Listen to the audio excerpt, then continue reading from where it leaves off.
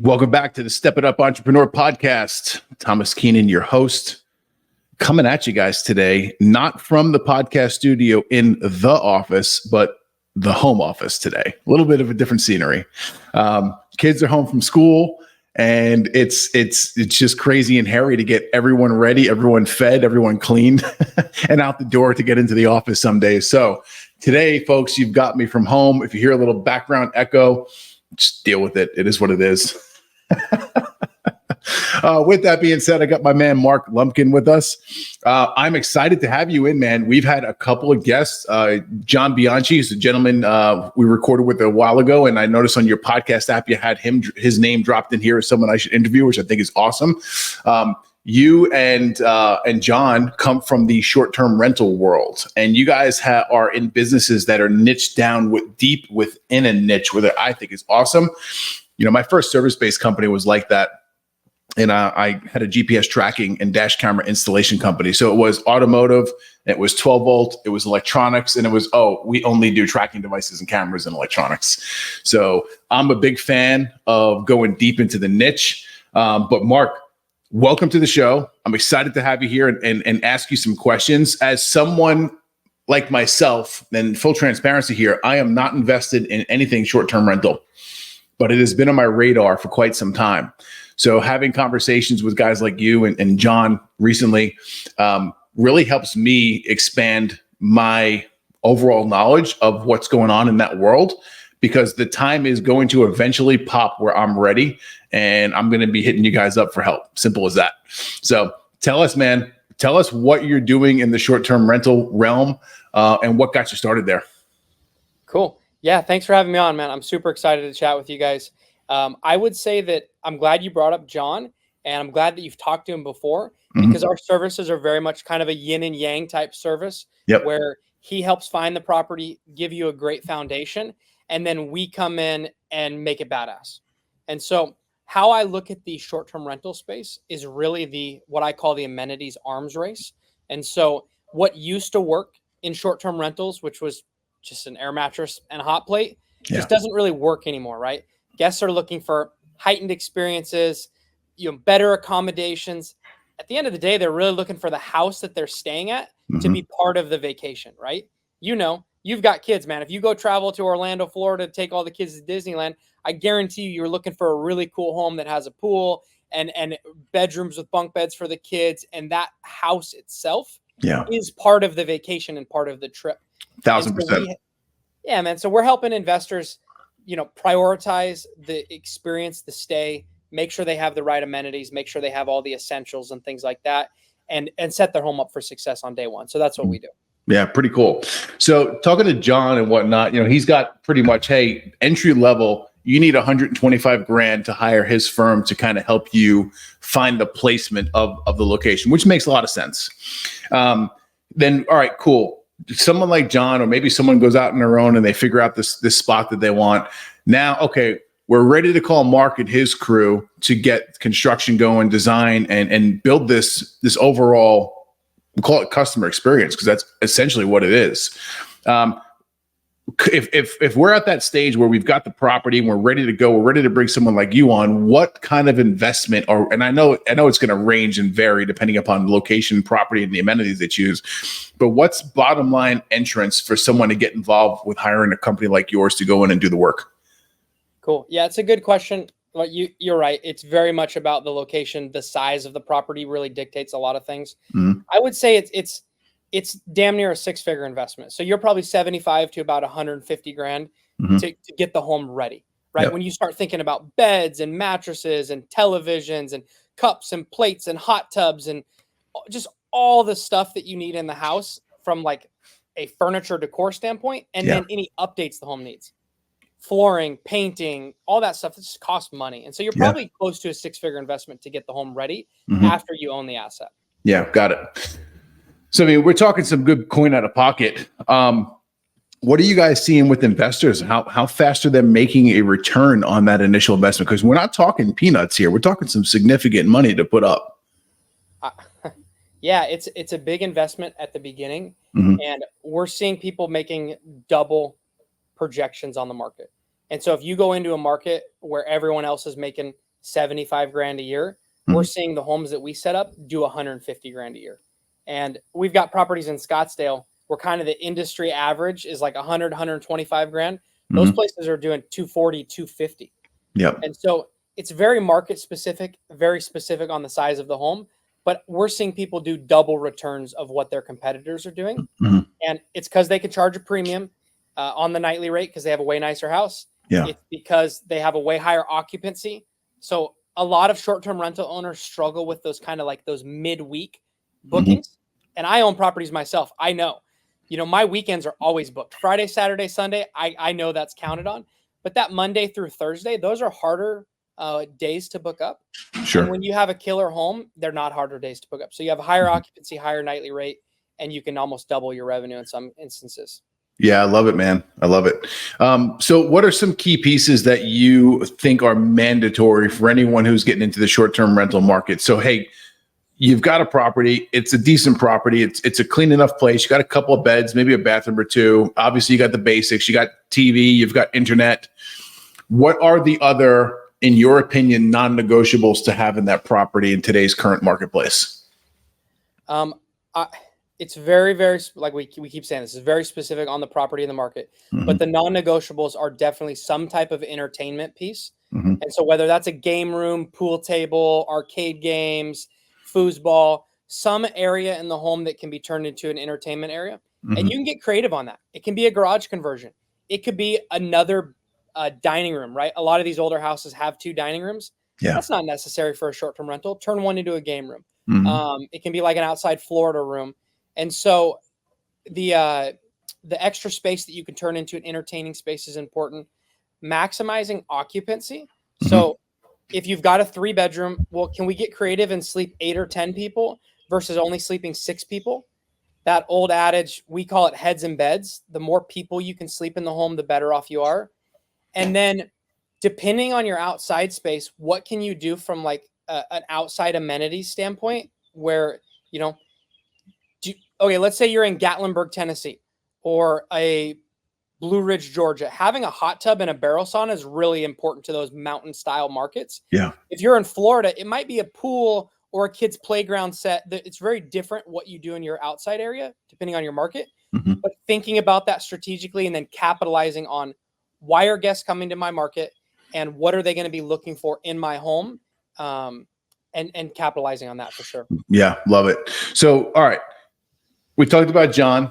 I'm giving the stages here. Pipeline stage number 1. John is going to help you guys find the property. Pipeline stage 2, Mark, your company is going to come in and help do the construction, renovation, get all the amenities in place so you can charge a premium.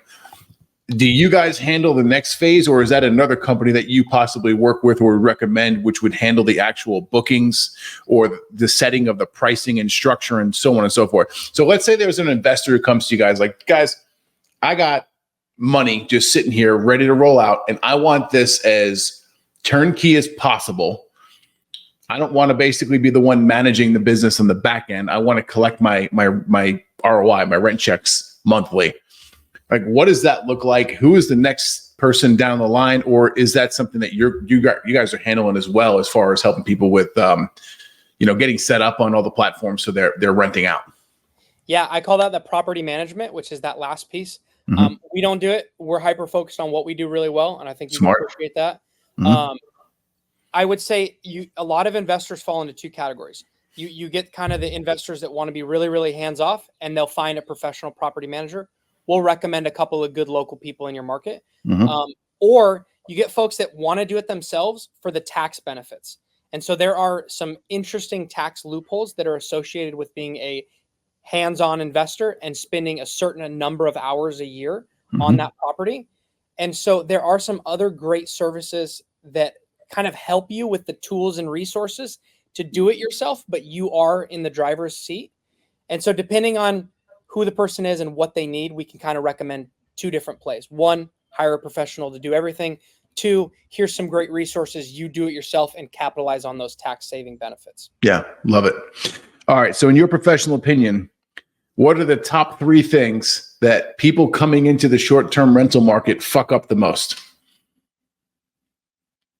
That is a great question. they think about the furnishing, decor, amenities as an afterthought. So they've put all their eggs into finding the most beautiful property, the down payment, fixing up the home, and then they're left with this beautiful empty home and no budget left to furnish the property. And so they end up with IKEA furniture, Walmart crap, and the home underperforms. And so you buy $1 million house and spend 30 grand on furniture.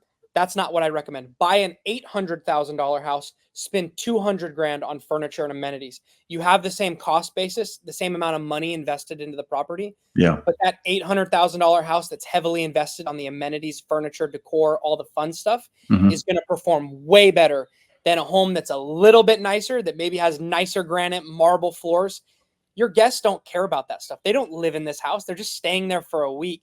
And so I know it's a backwards way of thinking about it for a lot of people because they want to get the nicest house in the best location. You should buy the B property and make it way nicer than the A properties with furniture and amenities. That's my recommendation. Yeah, I like it. I like it. If you had to get involved in a market right now in the country, your top choice, what region in these states would you go? I'm a Florida native, so I really like the state of Florida. A lot of tourism come into it. I also like those mountain towns, like the Smoky Mountains, Asheville, Gatlinburg, Sevierville. The Poconos is really popular. Just looking at where people are traveling to in abundance, and then kind of niching down on what the competition is. And so I know for me, when I open up a property for me personally, my home's going to be just miles ahead of everyone else from an amenities and furniture standpoint. So I can go into a market that's saturated and has a lot of competition and know that I'm going to be the number one house in the market and still crush it. Yeah. But, I love Florida and I love the Smoky Mountains for sure. Love it. What are the pain points when it comes to short-term rentals? There's always naysayers in any industry. Anyone who's ever started a business has dealt with naysayers. And the harsh reality is they typically come from internal versus external sources. And when I say internal sources, I mean more of your local and close family and friends than naysayers more than anything.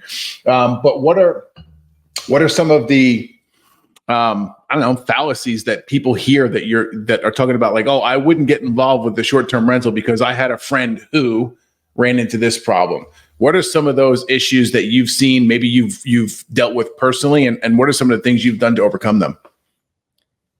It's a great question, man. I would say that the biggest problem that the industry has and that people run into is unrealistic expectations. And so you have all these like online gurus. I'm sure you see them all the time. Get rich with Airbnb, no money out of pocket, arbitrage the property, sublease it, spend $5 grand to get it ready, make huge returns. That's all, business. That's not real in any industry. This is no different than any other industry. It's hard work. It's capital intensive, and it requires a great deal of knowledge and experience. And so it's usually the expectation of people saying, oh, I'm just going to list this property that I would have long-term rented for $1,500 a month, and I'm going to make 10 grand a month on Airbnb because I put $5 grand worth of furniture and some Walmart pots and pans in it. If it's too good to be true, it's always too good to be true, right? This is no different. And so it's an unrealistic expectation on what your returns are going to be and what you need to invest in the property. And it's also an unrealistic expectation on the amount of work that goes into this. Yeah. I think about this as you're in the hotel industry. You're opening up a mini hotel. What are all the horror stories that you hear with hotels? Bed bugs, guests stealing towels, someone filming a porno in it and someone getting murdered in it. Like, all that stuff happens in the short-term rental industry. And you got to be prepared to handle those things. Cleaners not showing up, furniture breaking. There's so many problems that are going to happen because this is the hospitality industry. If you come in with a mindset expecting anything less, you're in trouble. Yeah, I got it. So what are some of the things that hosts can do to mitigate those kind of risks? So, all right, I got an Airbnb or a couple of locations. I'm on a pretty tight cycle with, guests leaving and new guests coming in. I've got my cleaners who show up after guest A is in one of the properties and they find a bunch of shits banged up, broken. Like, it is not ready for someone to come in later that afternoon. So what are some of the things that we can do to mitigate those kind of issues, or be prepared to say, hey, okay, cool, this issue popped up, let's call in the cleanup crew to make things happen? Yeah, I would say that that's exactly what it is. It's having people and processes in place where if you know, hey, this is broken, this is really dirty, this is messed up, I know that Jimmy is going to get this fixed in 4 hours for me. And that's the process. Call him, get him there, pay the bill, reach out to Airbnb, hit the guests on their credit card for the overage and charges. Just being ready with the system and process, which you're the systems and processes guy, right? Yeah. And knowing on the front end, it's not a matter of if, it's just a matter of when something's going to happen. You know, on all of our properties, we have a backup cleaner and a backup cleaner. So if our main lady doesn't show up for whatever reason and she can't get there, she doesn't check in, we know that we've got a plan B and a plan C. And we know that if something's broken, our handyman's around the corner. He's almost like an attorney. He's on a retainer. He's got a couple bucks and he can get there and get it fixed. Yep. So being ready for when it happens, not if it happens. Yeah, it makes a lot of sense. Makes a lot of sense. So realistically speaking, if someone wants to do this the right way, how much money we need to get involved? Like, really get involved to do it right. Now, granted, I know it's going to change based upon the property and location, but if we're going to do it, we're going to do it well. What kind of money is needed from a capital perspective from an investor? I think that when you take John's number and my number and put them together, you probably need somewhere in that 150 to 200 grand range to acquire the property, make your down payment, cover your closing costs, get the home ready and up to par, and start to operate it. Yeah. The nice thing is the returns are relatively quick. I launched a property 3 months ago, and me and my wife were laughing. We're like, this is crazy. Within less than 30 days, we were booked 4 months out. It took us 30 days to go from no one on our calendar to like 3 or 4 days available in 4 months. Yeah. So if you do it right, it's pretty immediate. Your revenue return is coming to you right away. And the online platforms that you're going to use, Airbnb, VRBO, Booking.com, they pay you the moment that your guest checks in. So there's not a delay on your money. You're getting a great return pretty quickly. Yeah, that's pretty cool. All right. So with what you guys are doing, we talked about construction. We talked about, getting the place set up. Is your company handling all the little stuff too, as far as going and doing the shopping and buying the pots and the pans and the silverware and putting all that stuff in the drawers and the cabinets and getting it ready for the guests too? Yes, we make it guest ready. And so we are cups, plates, trash bags. You got a barbecue in the backyard? Well, we make sure that there's a propane tank that's full with propane. Your TV's mounted. Your Wi-Fi is hooked up to the TV. Your smart door lock is installed and programmed. Like, every one of those little nitty gritties. Our team even comes in, professionally cleans the property and takes professional photos on the back end. So you are truly ready for that listing to go live and that first guest to check in. And we're pretty thoughtful about making sure the home's well stocked. That's pretty cool. So, all right, from someone who's involved in the short-term rental industry like yourself, you've got a couple. What kind of skill sets and learning curve is there to really get involved and start, I guess, marketing your short-term rental the best way possible on the different platforms, the VRBOs, the Airbnbs, so on and so forth? Yeah, I'm not an expert at marketing your platform, getting it up. I've done it a handful of times myself, but there's a lot of free resources, right? You can YouTube. There's a lot of people that talk about this and give you advice. It's pretty easy. I think you always want to start with like your Airbnb listing. Most of your guests are going to come from Airbnb. It's probably an 80-20 rule. 80% of your guests are going to come from Airbnb. Yep. The other platforms are going to give you 20. They all talk to each other. They all sync. So you can make sure that your calendar is not double booked. It's a pretty gamified process. You're really going through and uploading photos and describing your property. Use a service like ChatGPT. They're great at, put in your property. It'll give you a couple of title options. It'll give you a description. Then you tweak it, make it your own a little bit. But there's a lot of tools out there to help you make this process pretty simple and straightforward. Love it. All right. So here's something that I've seen pop up sometimes, and I've spoken to some people who ran into this issue. Like, for instance, here in the city of Dallas Prosper, about a year and a half ago, they completely outlawed Airbnbs.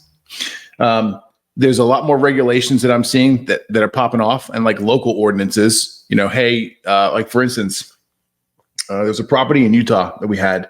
And in order to Airbnb it legally, you had to go into the town, fill out all this paperwork. They wanted proof of ownership, and they wanted proof that the owner was going to live in that home X% per year in order to basically give you a license to operate as a short-term rental. We've seen a lot more of these kind of regulations and stipulations pop up. What's that going to do to the future of short-term rentals, and how do we kind of just try to avoid them, or can you just not avoid them and you got to deal with them? That's a great question. That's a black hole in the industry and a hard thing to answer. I think that you start off by making sure that you're buying an asset with John's service, or utilizing his knowledge and going to places that are short-term rental friendly. And so that's why when you ask me, like, where would I invest? Well, I'd invest in Florida. Like, short-term rentals aren't going anywhere in Florida because it's a huge driver of revenue, tourism. It's essential to our economy. And so I would be very cognizant of those decisions that you're making. You also even want to go down to like the micro locations of the property. What about the HOA? What about the city ordinance? Are you just outside the city limit? I'm looking for a property in Huntsville, Alabama. I have to either be zoned R3 or I have to be just outside the city limits. And so I'm really, cognizant about that as I'm looking for a property, of making sure I don't screw myself. But there's a lot of unknown. It's a very new industry. Remember, Airbnb is only 15 years old. So 2008 is the origin story. It's adaptive, it's changing. And I would say if you're not risk adverse, if you're willing to come in and take some risk, it's a great industry to be in with some potential for great returns. If you're not, and you want something that's stable and is not going to change in the next 40 years, go buy an apartment building or a storage unit, right? Yeah, makes sense. All right, let's flip this around a bit here. All right, we talked about what you do. Talked about how you help people. We talked about the different things and some of the experiences that you've covered here with us. But now the questions that's coming into my head is like, all right, awesome. How the hell did you get involved in this shit? Like, tell me how this started for you and how it became a thing. Yeah, man, I love telling this story. It started with traveling, actually. In my early 20s, me and my wife had decided to do some traveling around the world. I was just coming out of a cannabis startup, which is a fun story to tell another time. But we had that business acquired, and we had a little bit of cash. My wife was like, let's go to Europe for a month. I was like, let's go to Europe for 3 months. She's like, we're going to go for 3 months. Might as well do a year. And so we traveled, and we were like 24, 25, thinking that we would stay at hostels and couch surfing, right? That's kind of like the fantasy of world travelers, that those are going to be your accommodations. And I think we quickly found that wasn't for us, right? We're like, okay, after a few nights of sharing a bunk bedroom with a bunch of strangers, we're like, all right, we're not broke 18-year-olds. We can maybe do a little better for ourselves. So we started in hotels, and let's be honest, man, hotels just kind of suck. Like I say this all the time. It's just a bed and a toilet, and there's nothing special about it. There's someone on the left of you, someone on the right of you, someone above you, someone underneath you. It's a terrible way to travel. And so I'm like, okay, what else? So we started playing around on Airbnb and realized we could rent apartments for similar, maybe a little more money than we would pay for a hotel, but we can have a kitchen, we can have our own laundry room, we can have our own space, our own living room. And that's really how we traveled for probably about a year, is Airbnb. We stayed in 30 countries.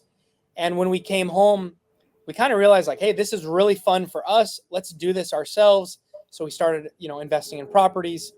I found my way through a friend of a friend into the short-term rental world. And I've been doing this for about 4 years. And man, that's our origin story. We started out as travelers and then realized we love the industry and just kind of dove in feet first. Yeah. So you had the experience. The experience is kind of what bit you. We'll call it, getting bit by the bug. And then you decided to say, all right, this is pretty cool. I like it enough from the experience perspective to get involved in the industry and do a little bit more with it. That's exactly right. And it's been fun, man, because I guess when something's personal to you and it's something you enjoy, you're better at it, is always my opinion. And as a salesman, as an entrepreneur, if you don't love and you don't enjoy the product that you're putting out to the world and you're not a user of it, how good really are you at pitching that product? Your customers know. They can they know it. sense it on you, right? Like you go to a car dealership, what's the first question you ask the guy? Hey man, what kind of car do you drive? If you roll up to the Chevy dealership and he says, oh, I drive a Toyota Corolla, you start to go, wait a second. Why should I buy a Chevy then if you're not even driving one? Yeah, it's true, man. It's so true. Dude, I love it. What's the overall game plan here? What are you trying to do? Are you guys trying to build up this company and exit again? Or is this something where you're kind of looking to hold on to it for a bit and just see where it goes? Yeah, I think that all options are on the table for sure. I would say that right now we're just trying to master what we're doing. We're just a couple years in and we've really started to hit our stride. So we're scaling, going from doing maybe 75 to 100 properties a year to trying to double that. And we're in scaling mode. What the future holds for us, I don't know. Maybe it's an acquisition. Maybe it's just a long-term business that does really well. We get to work with a lot of great people. We have an awesome owner and founder who's got 30 years of experience in the construction industry.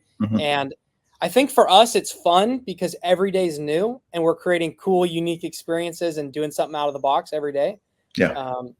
As for me personally, I think that it's like any entrepreneur and kind of, person that's trying to get after it is building my own personal portfolio, kind of mastering what I do every day, and then seeing what's around the corner for me. I'm sure it'll be a different adventure next year.